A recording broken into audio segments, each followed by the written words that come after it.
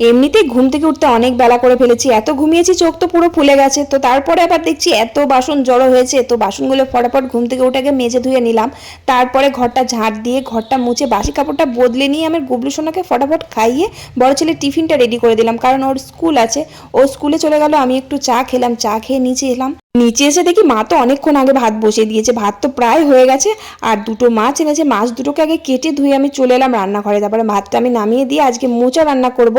আর মোচাটা কালকে এনেছিল, কালকেই কাটা হয়েছিল, আজকে রান্না করলে ভালো হয়, মানে আগের দিন কেটে রাখলে মোচাটা ভালো হয় খেতে। আর মোচাতে একটু ছোলা সিদ্ধ দিতে পারলে না দারুণ ভালো লাগে খেতে, কিন্তু ছোলা ভেজাতেই মনে ছিল না, তাই বড়ি ভাজা দিয়ে মোচাটা রান্না করলাম। আর কারেন্ট ছিল না, তাই জন্য মশলাটা শিলেই বাটতে হলো।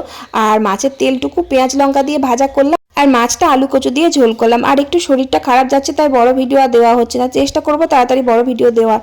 শুধু তোমরা দিদিভাইকে যেন ভুলে যেও না। তারপর রান্নাবান্না সেরে ঘরের ঝুলগুলো ঝেড়ে চান টান করে খেতে বসলাম।